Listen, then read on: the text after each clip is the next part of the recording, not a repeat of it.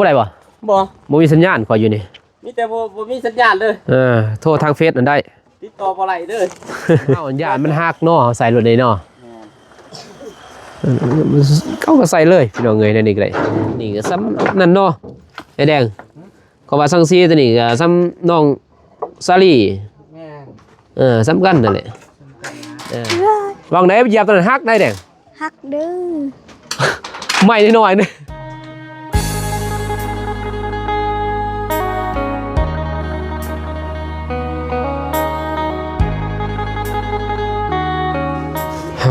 ตัวพี่น้องเอ้ยสังกะสีมาหอดแล้วอันนี้โอ้โหเอาพอได้อยู่บ่ตัวมาหอดเลย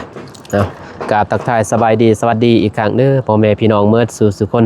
บ่ว่าจะเป็น FC ฝั่งลาวฝั่งไทยต่างประเทศกันยินดีต้อนรับเข้าสู่2บ่าวนุ่งคือเก่าคือเดิมพ่อแม่พี่น้องเอ้ยเนาะทางสังกะสีมาหอดแหละพี่น้องเอ้ยเนาะเจ้า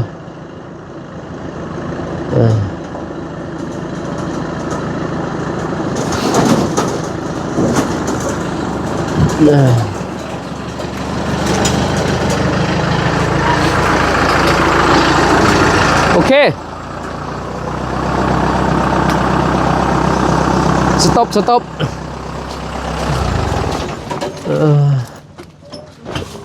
ตามไหลรถเนาะบ่เห็นแป้งบ่ทันได้แล้วจะหาเอารถจนเขาเอารถมาให้ใหม่ได้ดิรถให้ใหม่บ่นี่ยืมบ่ได้ยืมรถก็ได้คือตัวบางเลยเนาะตัวหนาสุดได้ดิหน้าสุดบ่นี่แม่นตัวนี้0.3นี่คือว่าหนาสุดอ่ะอยู่ได้ฮะขอบกันอยู่ด้วยบ่นี่มันจะเฮาออกมาเลือกออกก็รถเพ่ป่ะรถเพ่ครับเขาแป้งบ่ได้เอาก็เลยเอามาในนี้เลยเนี่ยถ้าเกิดเราเอารถเขาบริษัทเองอะไรแล้วยืมมูแล้วมรถคันนี้จะมาถาเอารถอีกใช้บุญพัฒนานะ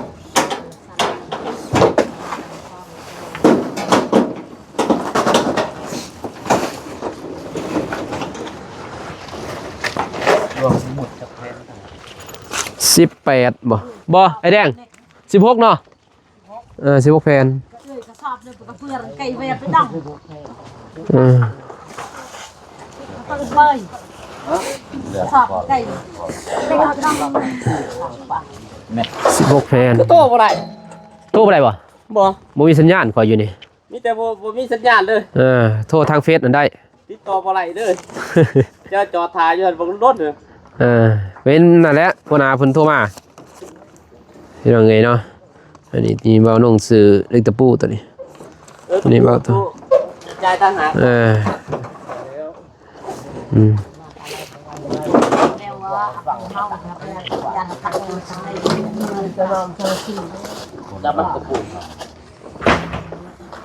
ตะปู6 ธง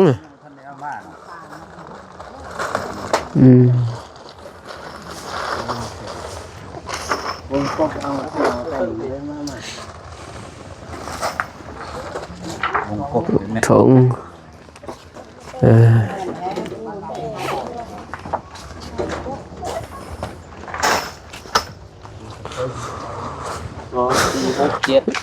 ตะปูตัวนั้นถึงน็อตอ้าวอีเสียงน็อตคือมาลายแต่น็อตจะบ่น็อตธงนึงตายอะไรดิคันนี้เด้อหันเด้บอกน็อตเอาธงนึงอันนึงนี่6 ธงฮะ6 ธงตะปูบอกโอ้ยสงสัยเพิ่นลืมเลยนี่ตะปูตัวนี้บ่6 ธงตะปูนี่6 ธงบอกแล้วน็อตนี่ธงนึงแสดงว่าสลับกันตอนนี้มื้ออื่นจังน้อยค่อยแวะไปเอาพี่จะเอาไปเปลี่ยนบ่แต่ตัวนี้ยังบ่คักตัวนี้แดงคักอยู่บ่นี่เอาสีดำบ่เปลี่ยนมันเลยมีแต่เอาเมื่อมันเลยขอสิไปเอาได้อยู่บ่ได้บ่ไปเด้อเอาแต่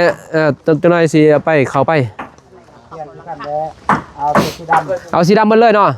ตะปูเนาะน็อตธงนึงอ่ะเปล่าก็บอกไปแล้วน็อตธงนึงเด้อจับนำกันอยู่เลย เพิ่นบ่เข้าใจเนาะปกติ ส เพิ่น ลับ แหละ กันสลับกัน เพิ่นบ่เข้าใจปกติเพิ่นเลยไหมอย่าพออยู่ไกลๆเด้ทางผ่านเบาหนง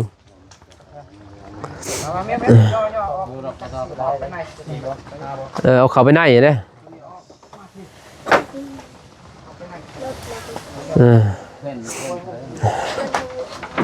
วอะไรเป็นแมทนะฮะตัวนี้นี่แมท80แต่ว่าเพิ่นรูดให้เจ้าเด้อแมท80เพิ่นลด70 75เพิ่นลดเป็นไรหมดเลยอยู่นี่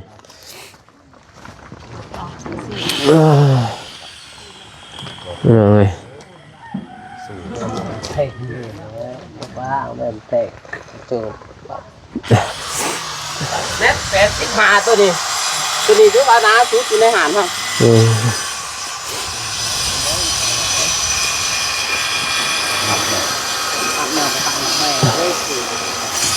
บัตรขอบตัวนี้ขอบซีดินเลยเลยขอบไปนั่น คือกัน ขอบคือกันเลย น้ำนี้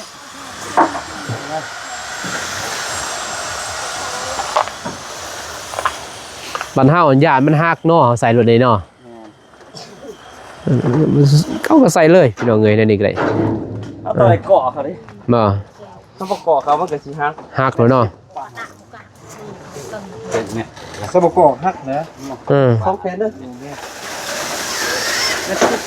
ไปเลยหันตกเลย3ไปเลยโว้หนักเลยหน่อยๆก็หนักเลยเนาะ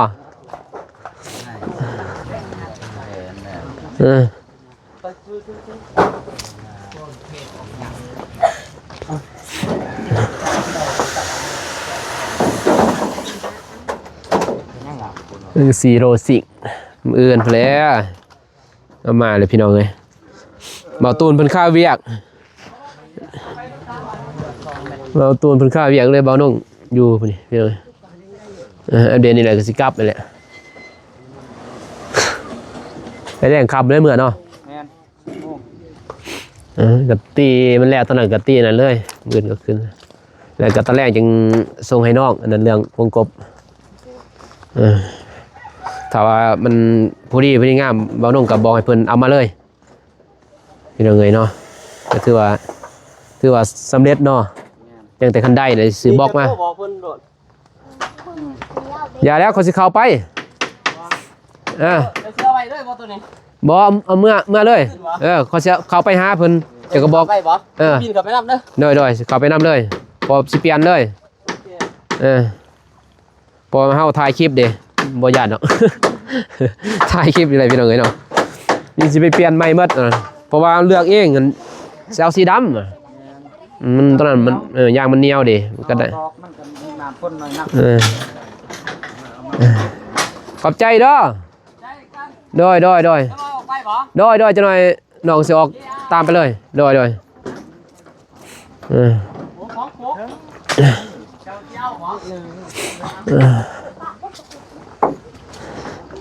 ใส่ตัวซีนี่พี่น้องเอ้ยเนาะเพราะว่าบ่ได้สั่งเด้เบาตุนเบานุ่งก็ลืมนะว่าใส่สีฟ้าสีนี่ก็งามเนาะไอ้แดงเขากันกับสังสีหรอกเนาะเขากันกับไม้สลับมันจะบ่คือเนาะบ่คือหมู่อีนะเฮ็ดเพื่อนน้องเดิมกับเพื่อนน้องซะลี่นะน้องบองสีฟ้าเนาะเอาตัวนี้ต่างหมู่อีก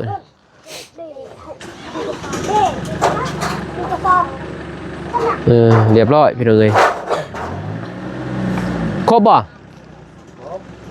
ช่างซี่เด้ใส่จวดลี่อ่ะนะบ่ทันนับอีหยังเมื่อปรับ ใส่จวดเลยพี่น้องเอ้ยบ่ทันนับบ่ทันอีหยังเนาะทีมบินให้ปึ๊บจบแล้วไปจ่อยแล้ววะ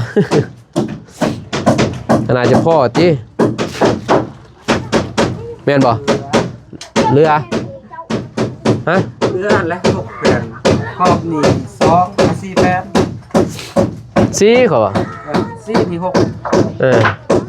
ถึงมันแถมให้บ่จักดีจะว่าจักเม็ดนี่ลองเบิ่งลองแท้เบิ่งบางทีมัน4เม็ดพุ่นแล้วนี่ไป4.5เด้ลองเบิ่งหั่นใส่เม็ด บางทีบ่เรือเด้เพราะว่ามันตัดเด้ แม่น เจ้าสิเว้าเจ้ากำไรบ่มีดอก เวียดเองเขาบ่กินหัวเวียดได้พี่น้อง มันตัด4เมตร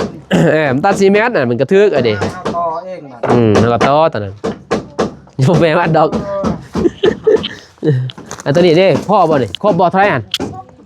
เท่าไหร่ พวกแผ่นพวกบ่ 16แผ่นได้ก็เบิ่งนี่ก็ซ้ำนั่นเนาะไอ้แดงก็ว่าสังซีตัวนี้ก็ซ้ำน้องซาลี่ แม่น ซ้ำกันนั่นแหละ สำคัญนะ แต่ว่าน้องเดิมก็หน้ากว่านี้ สำคัญนั่นแหละ ซ้ำกันบ่แต่ว่าก็ล่าค่าถือแท้อันนี้เนาะยอมมันตั้งใหม่บ่แต่ก็ดีได้มันใส่ห้องนี่ เฮ้น็อตคือให้เอามือหมด โอ้ผมก็เตือนน้ำเพิ่นเท่าพี่น้องเอ้ยไปนำเอาน็อตมาหนึ่งจ่ายเมื่อไป6 ล้าน320,000 กีบเห็นไหมเนาะเบาหนงซื้อตะปู8กับตะปู4โลหนึ่งตะปู8โลหนึ่ง35กับตะปู4ถืออยู่280,000นี่เบาตูนจ่ายพี่น้องในคลิปเบาตูนเนาะโอ้แลนความไวบ่มีเบิ่งฮอดไม้ตัวเองไม่หลุดทางฝุ่นเว้นแลนทีเป็นทีบเด้แต่ไม้บ่ลดได้แดงไม้ลดโอ้ยอะไรไม้กับไม้ยังอยู่ในรถอยู่ในนี่เสื้อเพียงไงตอกเลยบ้างแต่มันครบบ่ถึงเนาะ แม่ว่าเอาตัวลงบ่ได้เอาตัวบัง โอ้ กันเอาไปบังคือมาเช่า เดี๋ยวบังเลยเนาะเหยียบเนินเอาเนาะเนี่ยบอกว่าลบแม่นบ่ก็เลยบ่เอาตัวลบพี่น้องเอาตัวบังก็บ่เป็นหยังติได้ติคือกันน่ะเนาะ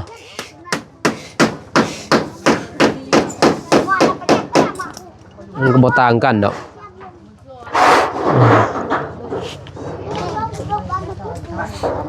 แต่ก็ได้บ่คันบ่ได้สิไปซื้อไม้ตะปูกบอั่นซื้อมาแล้ว เบิ่งไปเอาซื้อเลยตะปูกบพี่น้องนึง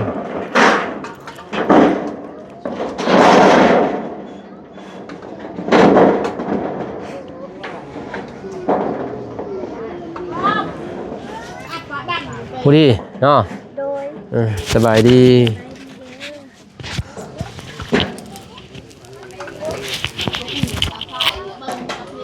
สบายดีนะบ่าวลุงสบายดีพ่อแม่ใจบุญทุกท่านสบายดี FC ฝั่งไทยฝั่งลาวหรือต่างประเทศและบ้านเฮาขอสบายดีสวัสดีสุขสุขคน เป็นยังไงเนาะสังกะสีมาฮอดไอ้แดงเพิ่นก็ร้องบาดผู้ดีบ่วางไหนเหยียบตอนนั้นฮักได้แดง ฮักเด้อ ไม่นิดหน่อยนึงครึ่งอยู่นี่เลยทรวบลงกันผู้ดีแล้วแหละ พูดดีลงนอนเลย ผู้ดีจะลงบนนอนเลยนั่น แนวมันน้อยไม่ มันโมเมนต์ไม้กันไม่ก้มไปซื้อเลย เอ้ย เป็นยังไง เอานั่นเต้ไม้แป้นเต้แดง เอ้ย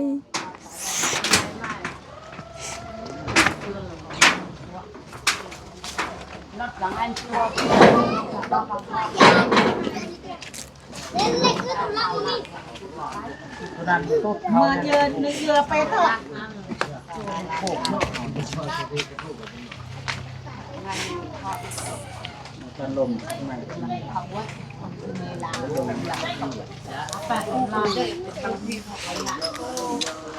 บางเลยเด็กหน่อยอย่าให้ลินได้ตกลงหันพอดีบ่ได้นอนขึ้นเฮือนได้ไหม ห็นบ่ โดย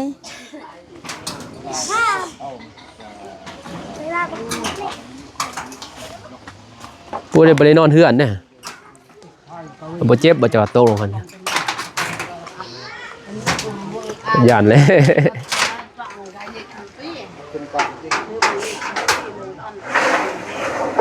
วิช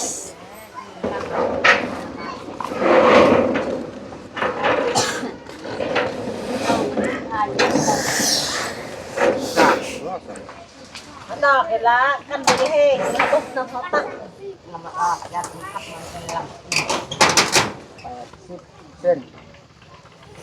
ไปคาเฟ่ผมงัดพอมาพี่ไอ้เขาบ่นมา ตัด80ก็พอแล้ว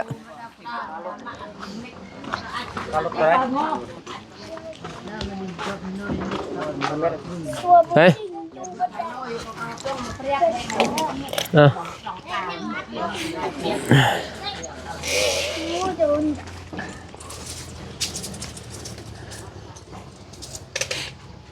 แน่ว่าเห็นหลังคาได้เลยว่ามันบ่สูงเลย ค่อยๆได้สูงก็อย่าประมาทนะ เห็นหลังคาเลยสูง สูงบ่สูง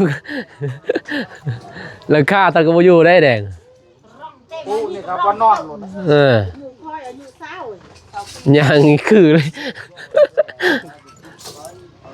บ่ย่านเด้มันดนเนาะ โดยถ้าลงบอนอนเลยก็ลงดินเลยทะลุเลย เราพวกกล่องไทยนักพวกใบ เพราะมันบ่อ่อนดอกเพราะขับมาได้พี่น้องเอ้ยวันนี้พลโตก็บ่ได้ถึกบนทางจะลงยินบ่ โดย บ่เปียกมันนะก็เลยบ่ได้เฮ็ดเลยแหละแบบนั้นพี่น้อยเนาะสลีอันนี้แล้วเลยบัดนี้สลีนี่ยังสิได้เกาะออกใหม่เด้ ห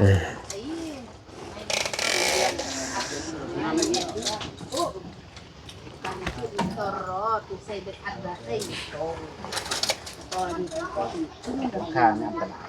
ฮะ ว่ามันยาก ยากแล้ว หลังคา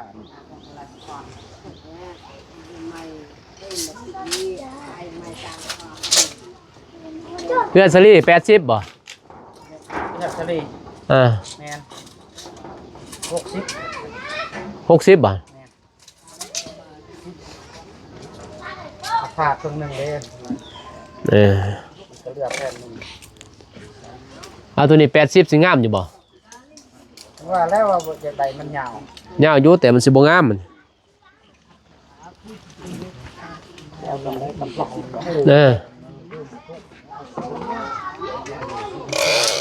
เอา70ย่านเจ้านะสิไต่ไปยาก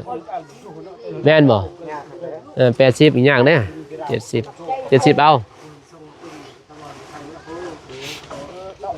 เลื่อมสำได้คือเก่าพี่น้องเอ้ยเลื่อมยาวกะมันพระคือเก่าแหละเนาะตัวบอลนี่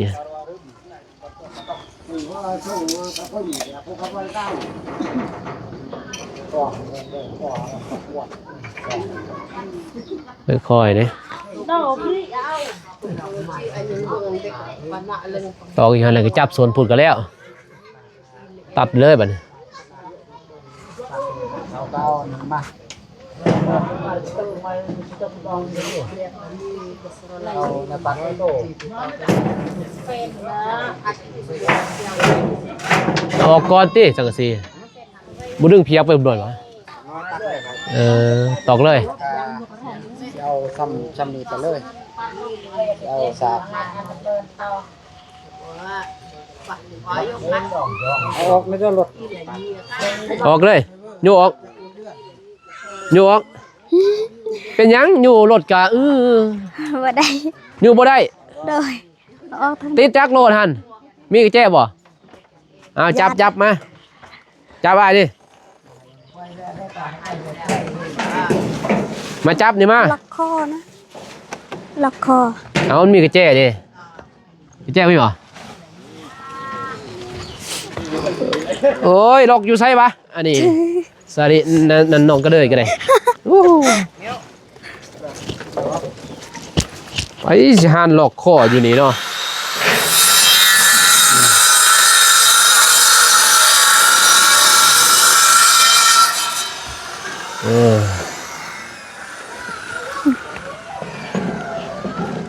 โตบ่แห้งๆเนาะโตก็ว่ามันล็อกคอแหละ แต่ ไปไหน บ่ถนัดนะ บ่ถนัด โดย โอ้ยมันขึ้นรถเองเนาะ ลูกมีรถเข้า อืมมันเขาย่านเนาะ โดย อยู่ซื่อก็ย่านมันล่มเรื่องเลยเป็น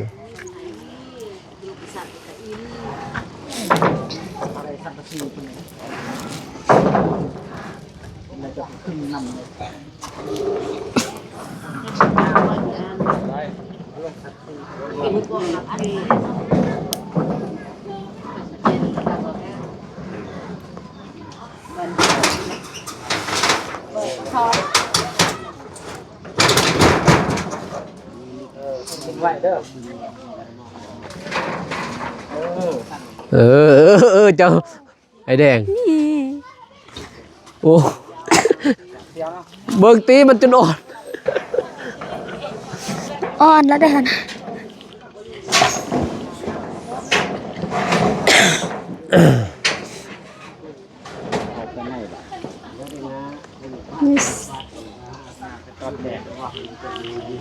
แล้วตัวนี้ก็ง่ายแล้ว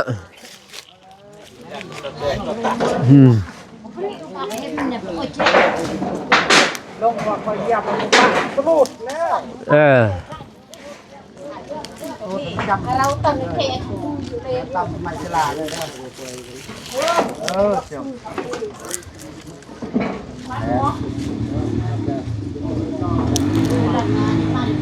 อย่างนี้มันอยากจะจับภาพไปนี่เลยด้วย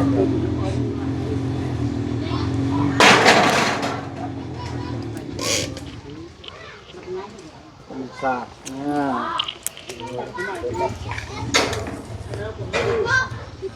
เพื่อเบิ่งแบบ ซื้อดีตีใหม่อะ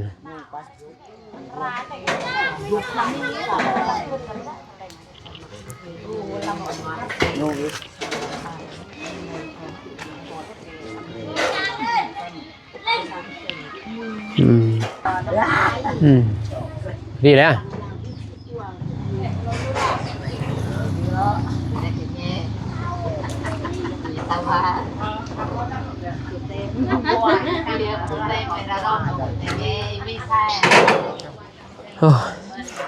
หอนพี่น้องเอ้ยเนาะนึกเลยหอนลีเนาะบัดพ้นโตกกับโตกแม่นบ่ โดย งามบ่สีนี่ งาม งาม โดย เห็นเพื่อนเอื้อยบองจ้ะ เห็น เอื้อยบองก็สีนี่แหละแม่นบ่สีเดียวเลยพี่น้องเอ้ยเนาะเบาอนง โดย เบาตูนซื้อนะว่าซื้อสีอื่นก็มันบ่เคยเห็นเนาะเพื่อนแถวนี้เนาะใส่สีอื่นเขาใส่แถวบ้านมีแต่สีนี่แม่นบ่ โดย เสียแตกหมู่ก็เบิ่งยากอีกโอ้สิคักแล้วน่ะห้องรองนี่ก็ในเรื่องรองใหญ่ดีแต่เพิ่นเพราะว่าบ่ได้สร้างได้รองเนาะรองใหญ่นี่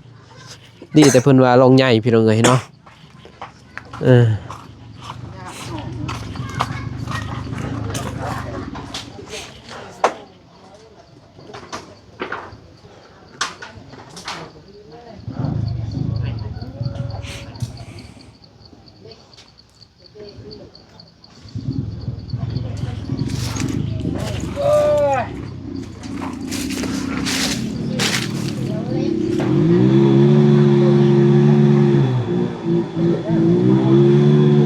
ออื่นนี่ก็ใส่อันนี้พี่น้องเอ้ยเนาะลาสตี้ตัวนี้แต่ละแทกตอนก้อนนะแทกเมื่อตัดเมื่อเรียบร้อยไผ เก็บกาแฟมาปะ ห้าเคียบ่ โดย ดูอ่ะเนาะ โดยเสียดาย นี่มาเคลียร์รถจะว่าอยู่นี่มาเฮียงลายนี่ใส่พุ้ยเขาบ่เคลียร์นี่มัน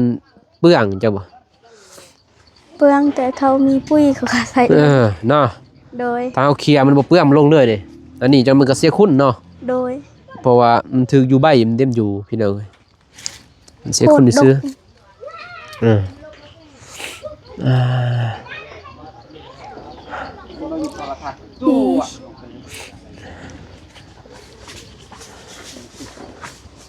เห็นแล้วหวัดเสียวบ่ไอ้แดง หวัดเสียวเนาะ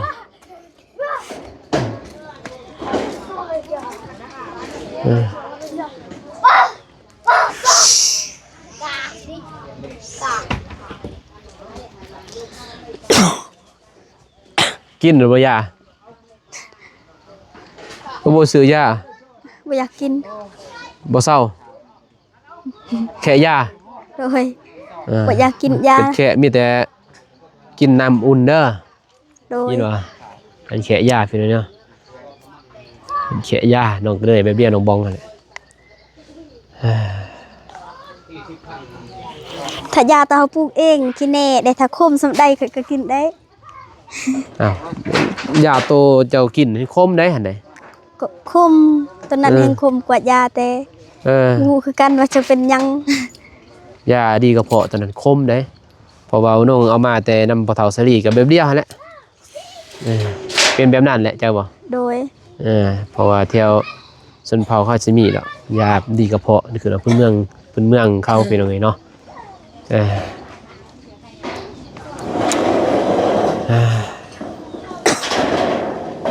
โอเคพี่น้องเอ้ยเนาะว่าน้องก็สิเดินทางกลับก่อนบัดนี้มีแต่สิกลับก่อนเด้อ โด เพ ย ราะมันเมื่อค่ำก็บ่ได้พี่น้องเนาะบ่าวน้อง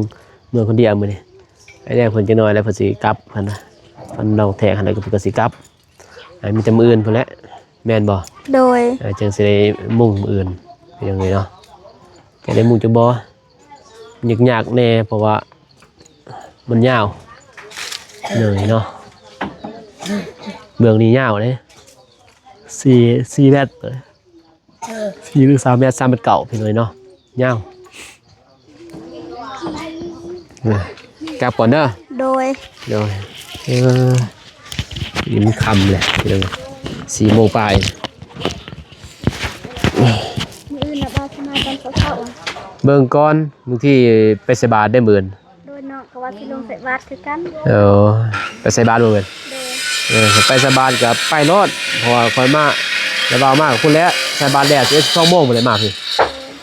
2 โมงบางที1 โมงหมดเลยสิเข้ามาพี่น้องเลยเนาะมื้ออื่นปล่อยเขาไปใส่บาตรใส่หยังกันนะบุญออกพรรษาพี่น้องเลยเนาะมื้ออื่น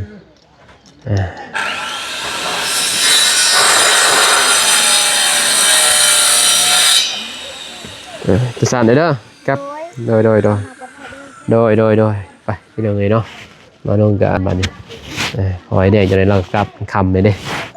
เอาคลิปนี้บ่าวน้องก็ขอบใจทั้งผู้ใหญ่ใจบุญทุกท่านที่เข้ามาติดตามรับชมและก็บ่ขามโฆษณาบ่าวน้องเพียงน้อยเนาะก็ขอให้ FC และผู้ใหญ่ใจบุญทุกท่านจงมีแต่ความสุขความเจริญปรารถนาสิ่งใดขอให้ได้สิ่งนั้นดังสมปรารถนาความเจ็บอย่าได้ความไข้อย่าสิมีขอให้ห่างไกลมีขอให้ร่ำให้รวยเฮงๆปังๆตลอดปีตลอดชาติอย่าเจ็บอย่าจนพร้อมครอบครัวเด้อสาธุพี่น้องเอ้ยเนาะพบกันใหม่คลิปหน้าคลิปนี้ขอกล่าวคำว่าสบายดีพี่น้องเอ้ยไปบ๊ายบาย